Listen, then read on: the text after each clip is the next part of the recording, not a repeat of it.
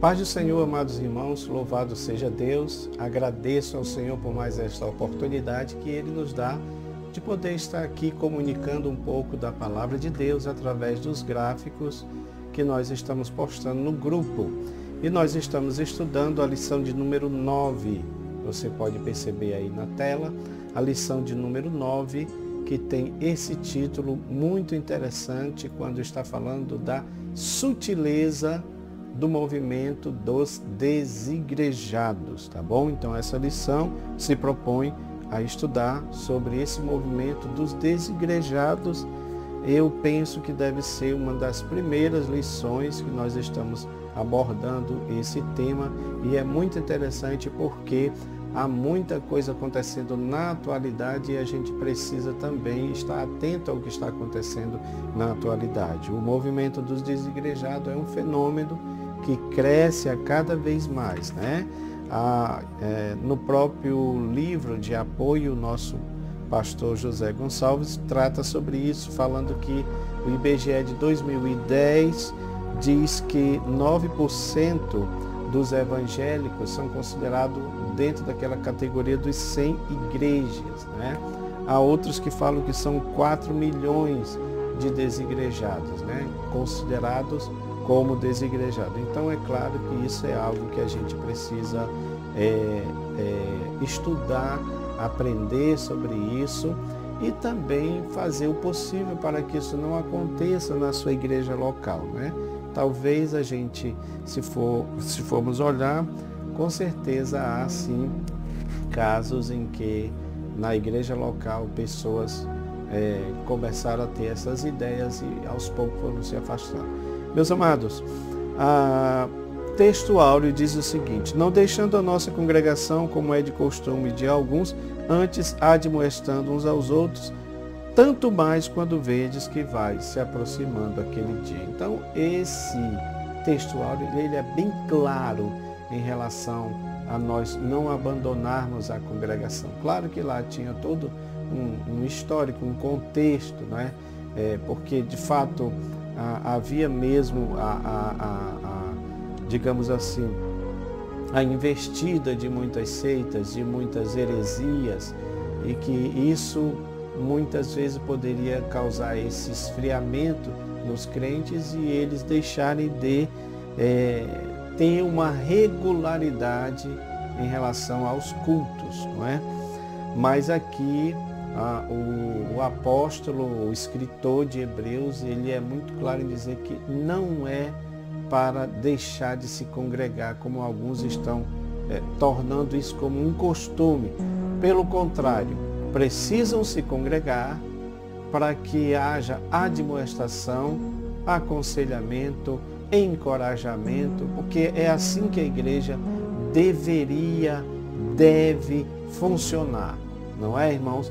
A igreja não deve ser uma localidade onde as pessoas se fecham dentro das suas classes sociais e não estão atentas ao que está acontecendo ao seu redor, não é? Isso não é igreja, nós vamos falar sobre isso daqui, tá?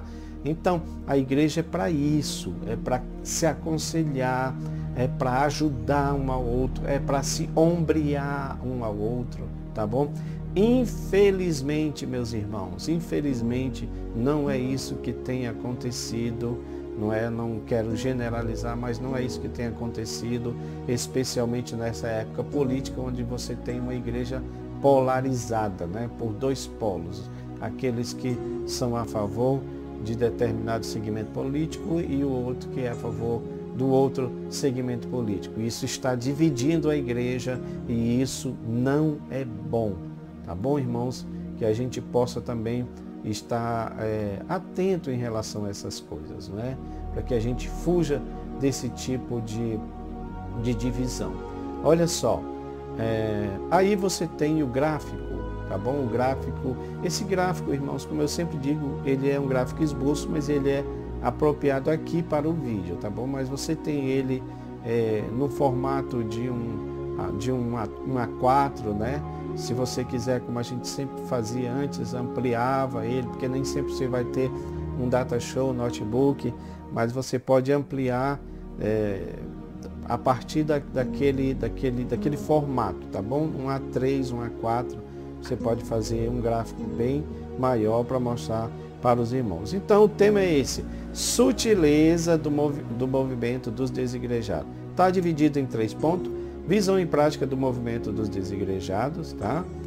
Segundo ponto, natureza da igreja neotestamentária, porque acima de tudo essa lição ela também deve ser algo voltado para a eclesiologia, porque se está havendo isso é porque não está havendo o conhecimento do que é a igreja de Cristo, tá? Então isso é importantíssimo que a gente fale sobre isso. Também tem um gráfico que trata desse assunto. Ponto 3, a importância e a necessidade da igreja. Novamente aí, ó, aí entra mais essa parte da eclesiologia que nós precisamos falar sobre isso.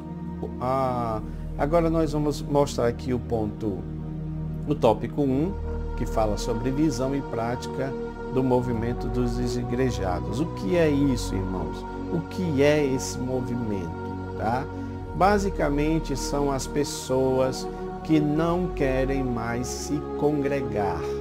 Eles se dizem crentes, eles se dizem evangélicos, eles se dizem fazer parte da igreja de Cristo, mas eles não têm nenhum interesse em congregar, em ir para uma igreja, tá bom? E é claro que eles têm assim os seus pressupostos, os seus motivos, as suas motivações, é isso que a gente precisa estudar sobre isso e fazer a defesa do que está escrito dentro da palavra de Deus, tá bom?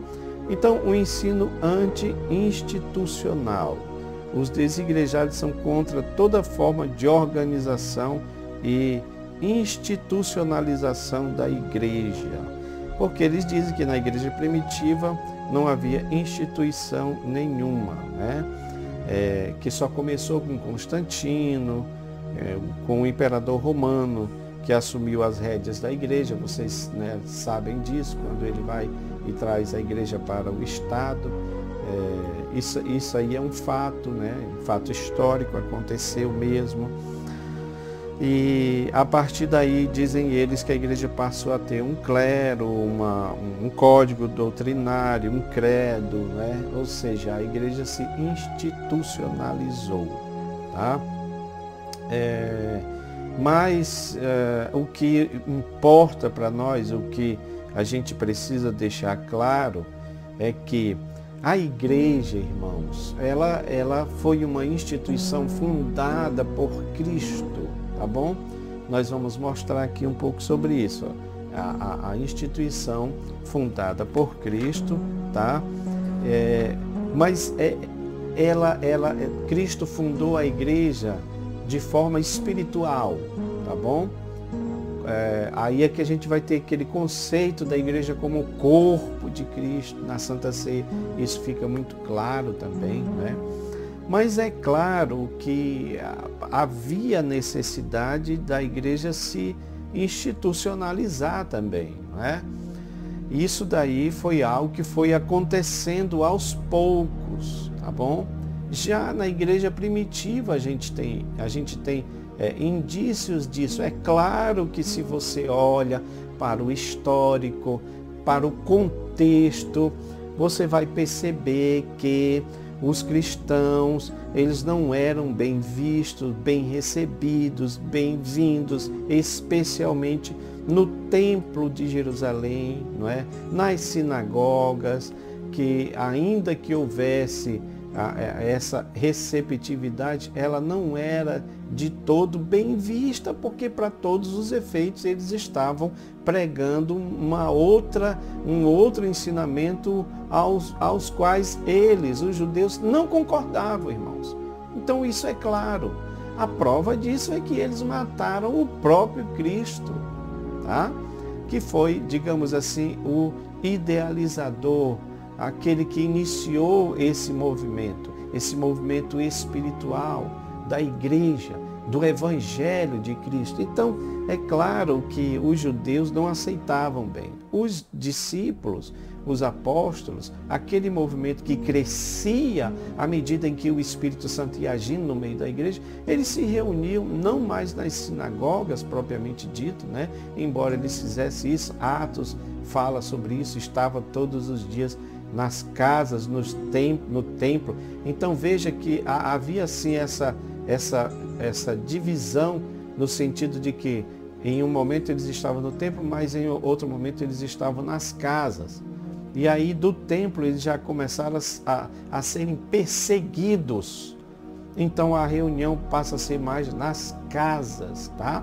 Isso é fato, isso é uma realidade, mas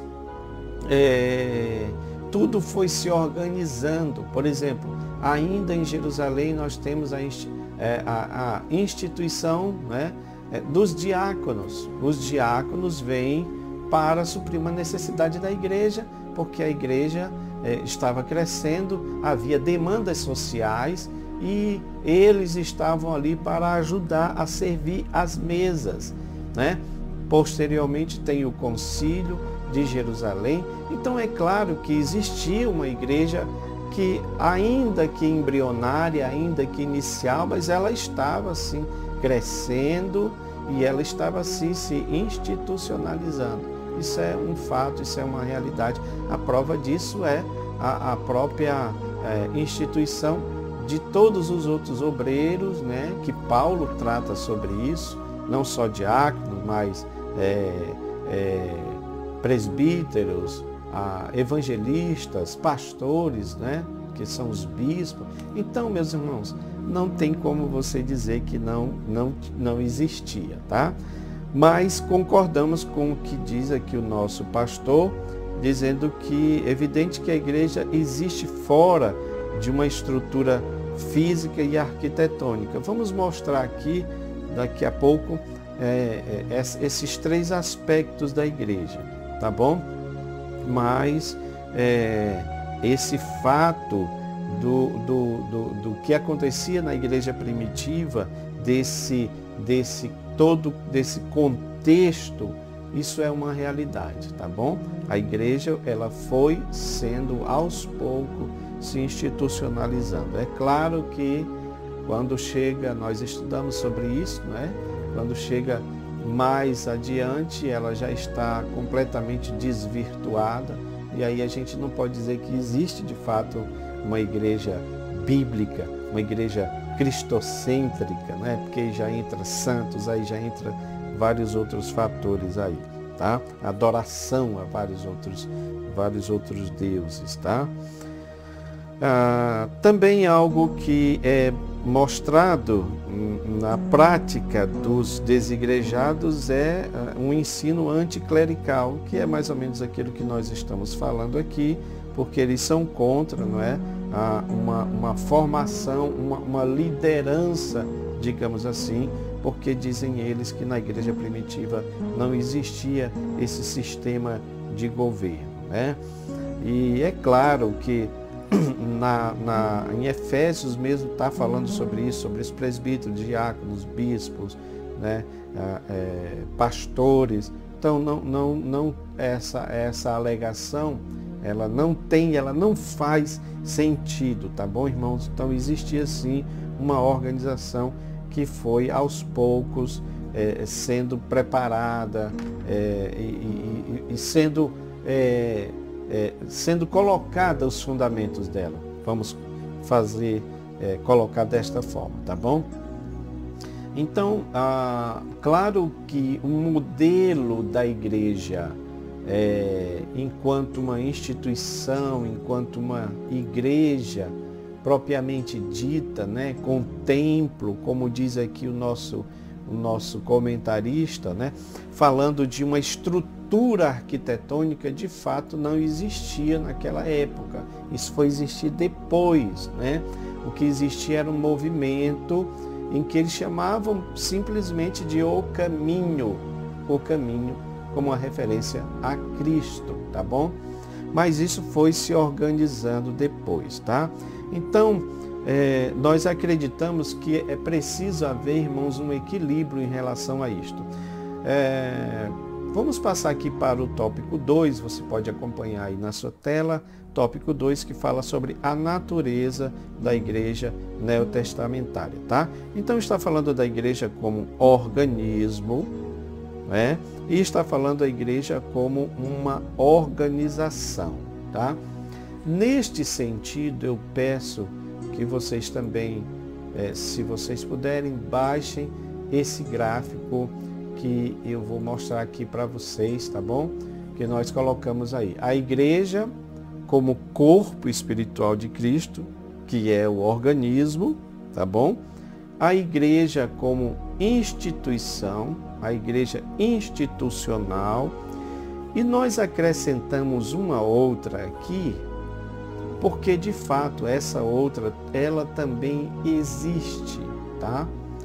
Não é algo assim que é também muito abordado, não é? Na nossa lição não aborda sobre isso. Eu fiz outro gráfico também que fala sobre as duas igrejas.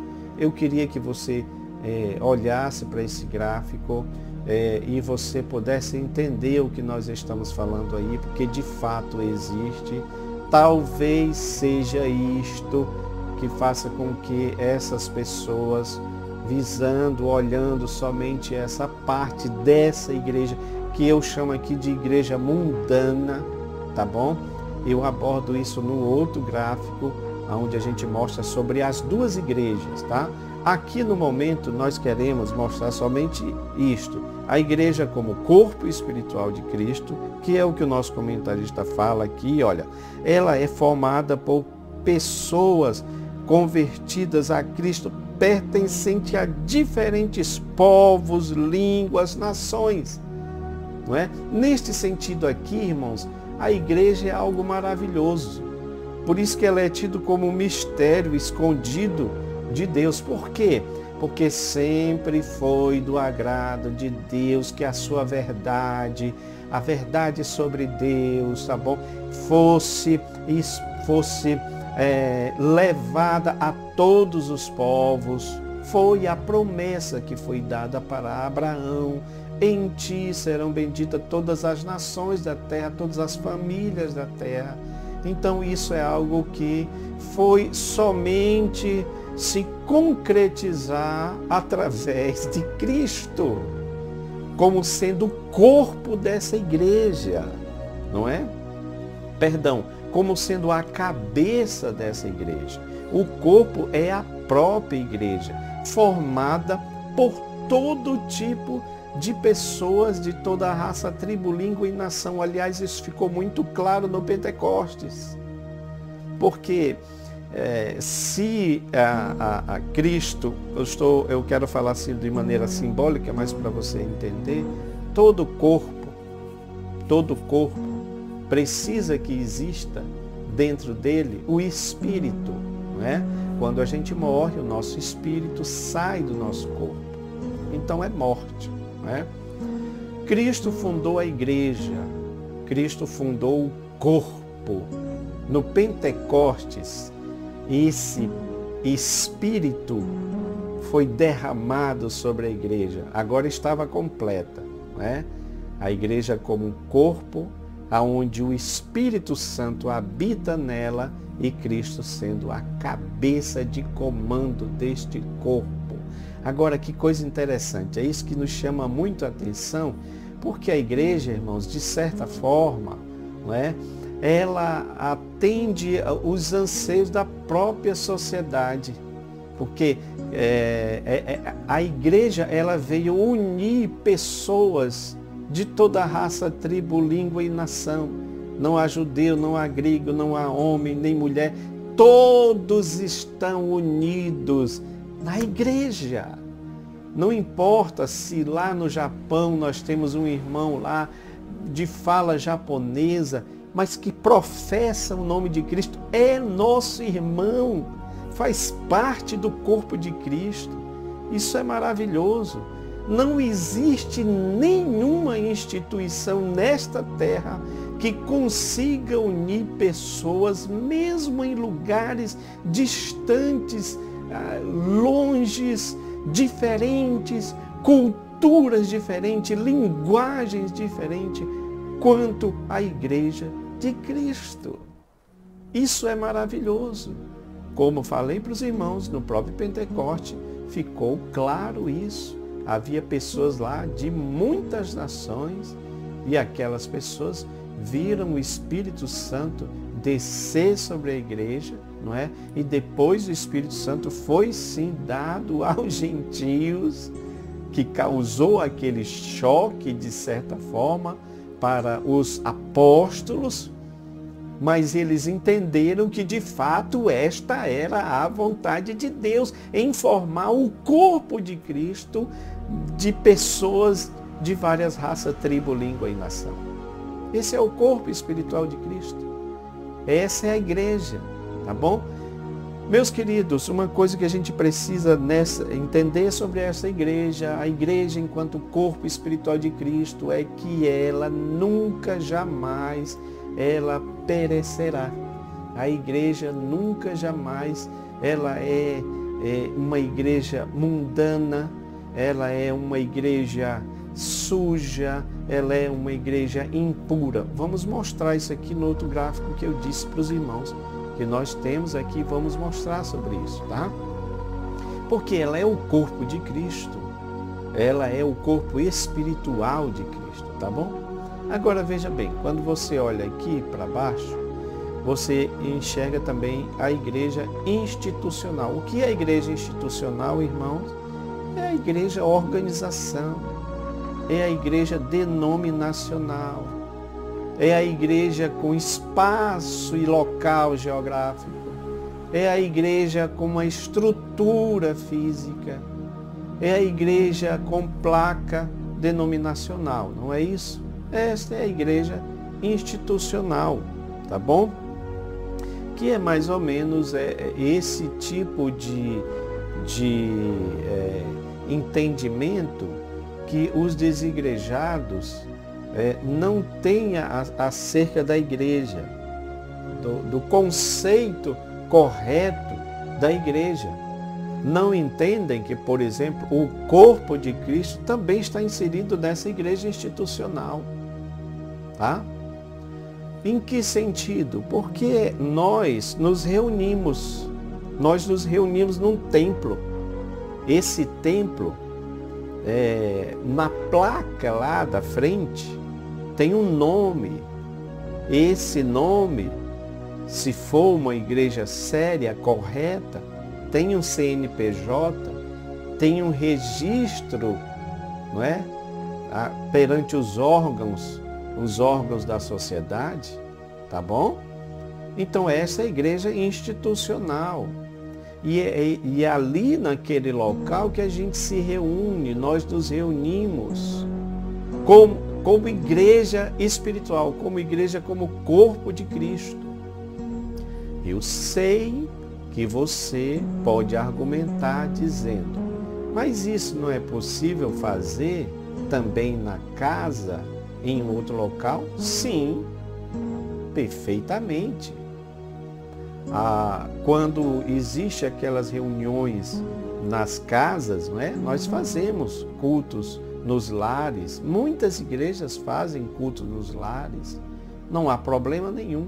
Ali é a igreja. Onde estiver 2 ou 3 reunidos em meu nome, ali eu estarei no meio deles. Não há problema nisso. Está corretíssimo, não é, irmãos? Mas achar que podemos ser crente apenas dessa forma, exercer o nosso congregar apenas dessa forma, também não é correto. Por que não? Porque a igreja existe de forma institucional em um templo, em um local, com uma estrutura, não é? Onde todos se reúnem. Na casa não dá para se reunir todo mundo, não é? Então, vocês sabem disso.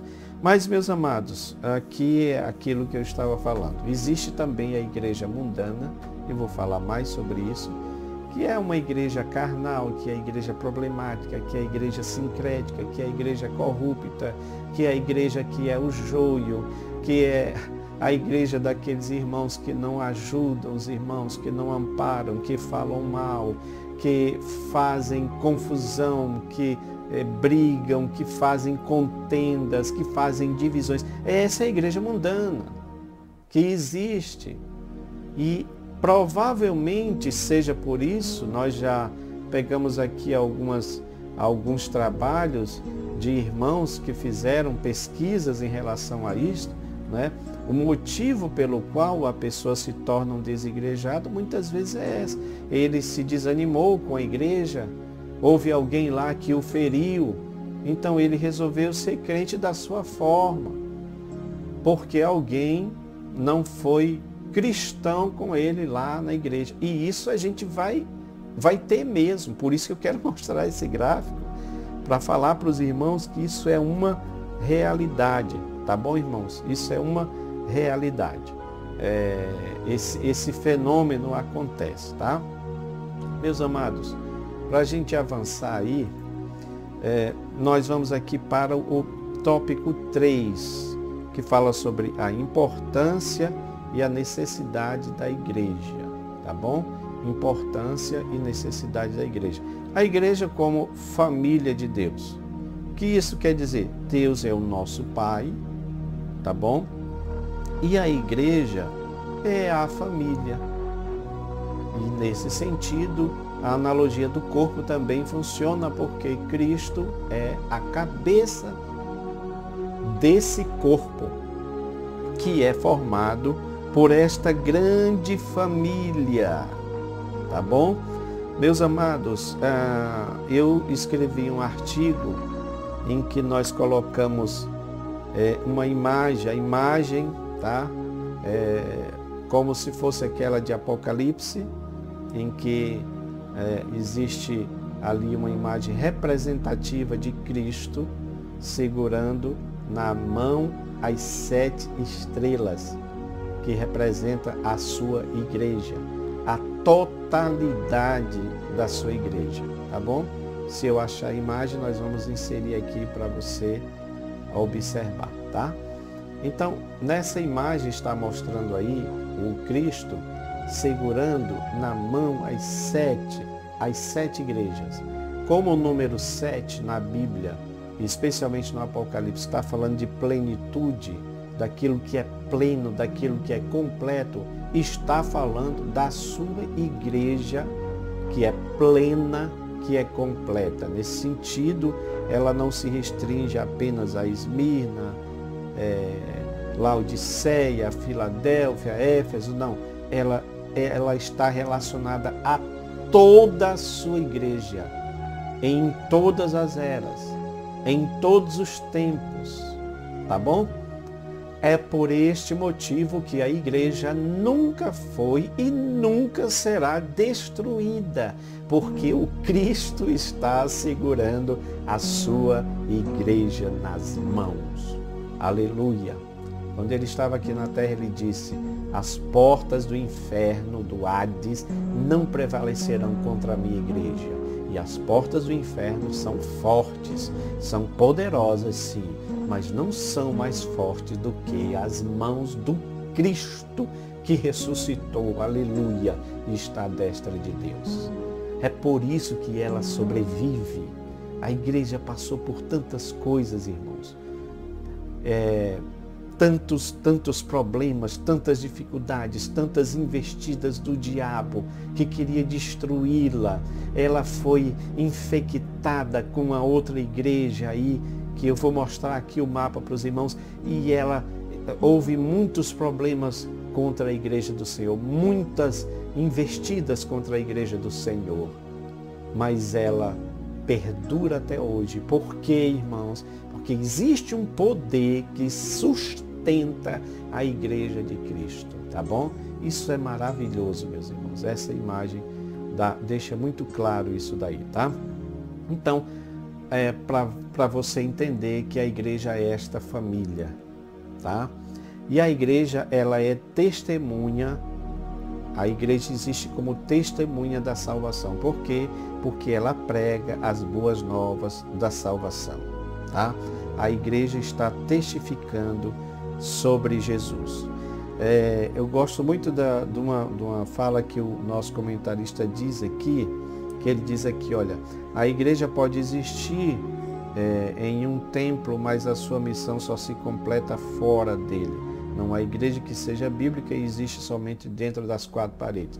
E aí eu quero mostrar, irmãos, tá? Para não alongar muito, esse gráfico aí que você está vendo, esse gráfico que você está vendo aí é sobre eclesiologia, tá bom?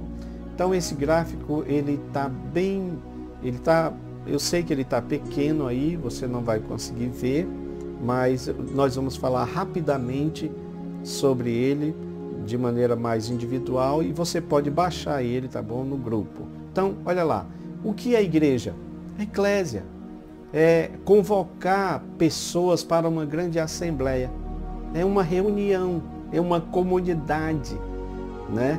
Como se fazia antes nas eclésias gregas, quando eles se juntavam para deliberar algum assunto relacionado à política, tá? A própria sociedade. Só que aqui nós estamos aplicando, a igreja é aplicado para o corpo de Cristo. Nós somos chamados, nós saímos do sistema do mundo e estamos inseridos no corpo de Cristo, como uma grande assembleia, como um grande corpo, tá bom? Estou falando aqui de maneira rápida por causa do tempo.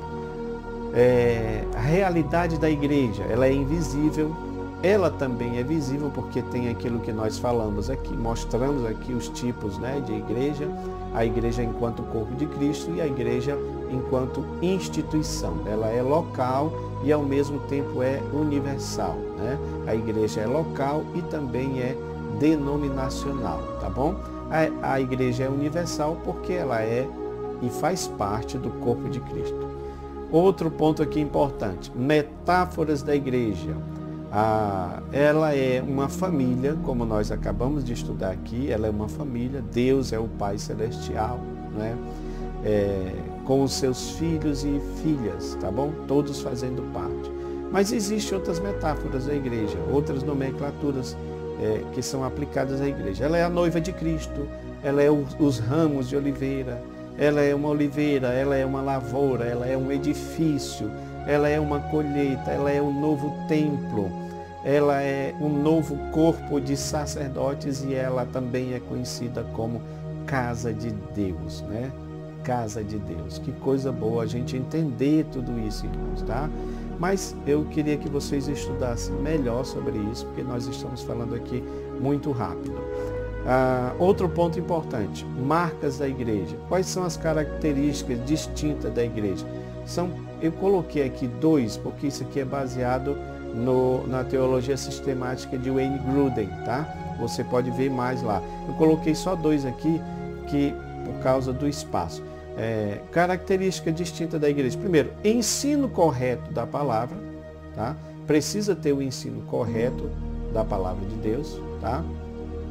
Para que haja crescimento, para que haja vida espiritual, tá bom? E outro ponto importante, fala da parte administrativa, a administração correta das ordenanças, né? Tanto a administração financeira, quanto também daquelas outras ordenanças que são importantes, que é o batismo, ceia do Senhor, né? Que deve ser levado tudo com seriedade, viu, irmãos? O tempo hoje está tão difícil que as pessoas estão confundindo essa questão da Santa Ceia, tá? Olha aqui, outro ponto importante também, meios da graça para a igreja. Ensino da palavra, precisa ter o ensino da palavra, tá? O batismo, né? Batismo.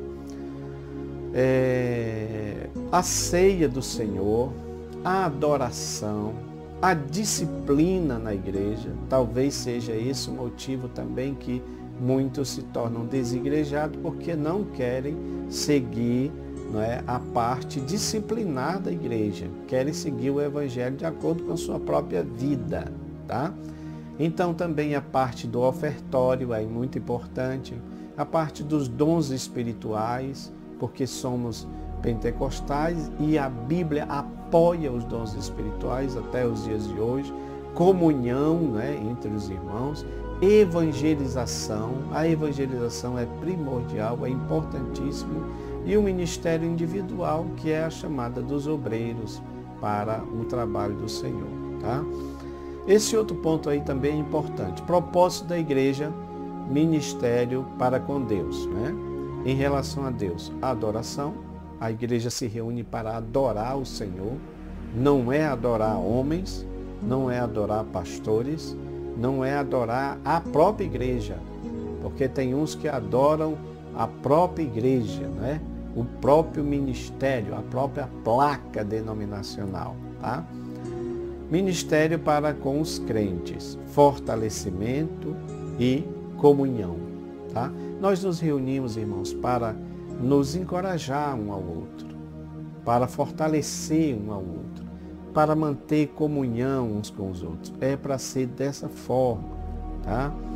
Ministério para com o mundo, evangelização, ganhar almas e exercer misericórdia. O que quer dizer isso? Exercer a ajuda aos necessitados, tá bom? Então esse é o objetivo da igreja.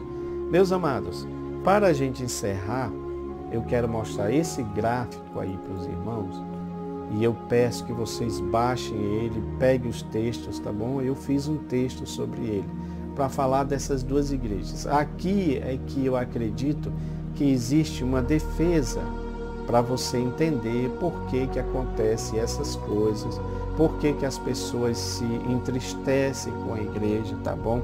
Elas não conseguem fazer essa leitura que existe essas duas igrejas. Essas duas igrejas estão imperando nos dias de hoje e muitas vezes parece que elas estão juntas ali, tá bom? É por isso que a gente precisa entender o que é a igreja corpo de Cristo e o que é essa igreja paralela, tá bom? Se não me falha a memória, é Martinho Lutero que diz que o diabo é o contrafator de Deus, ou seja, aquele que está contrafazendo tudo que Deus faz da forma dele para enganar, né? É um impostor.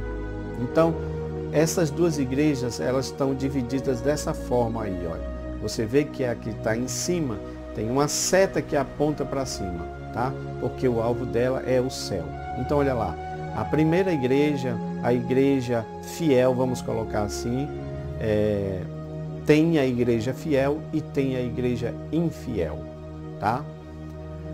A primeira igreja, que é a igreja de Cristo, ela é a noiva, mas a outra, que não é a igreja de Cristo, ela é a adúltera, tá?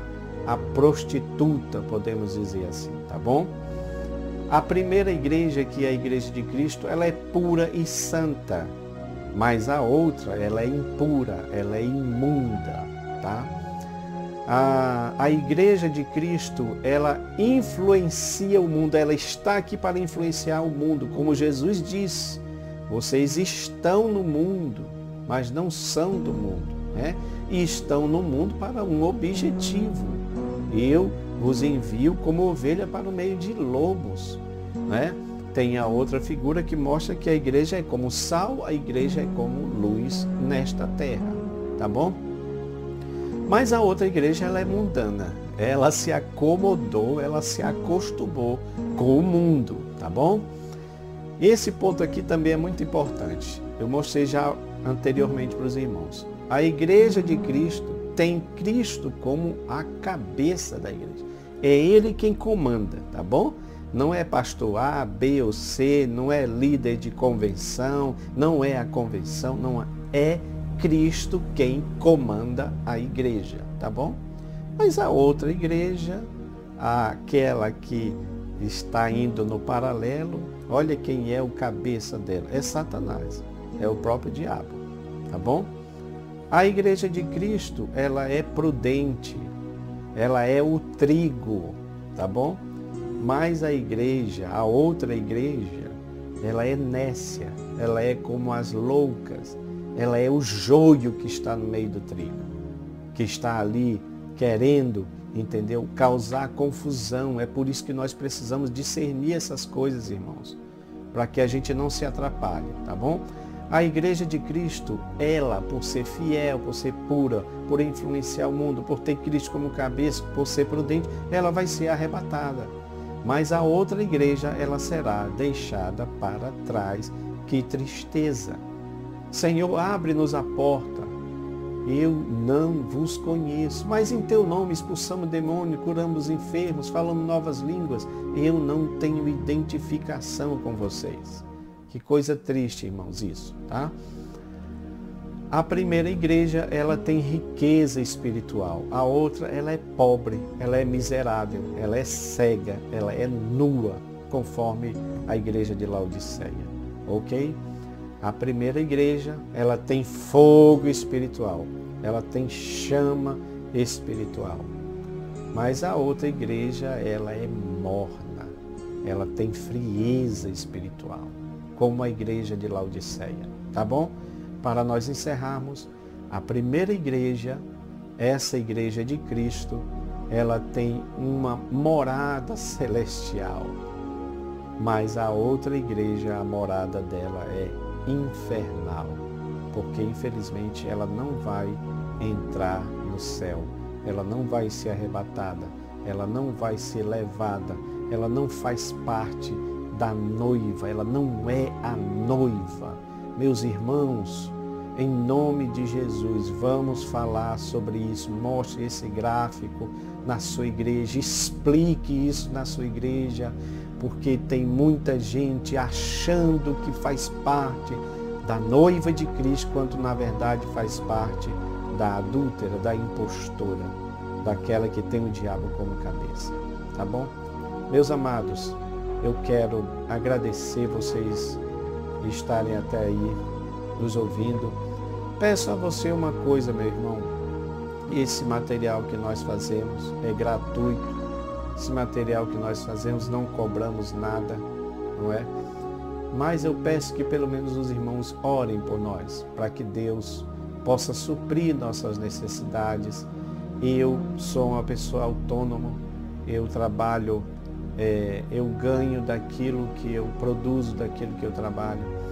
E muitas vezes eu gasto mais tempo fazendo esse trabalho do que o meu trabalho secular, tá bom?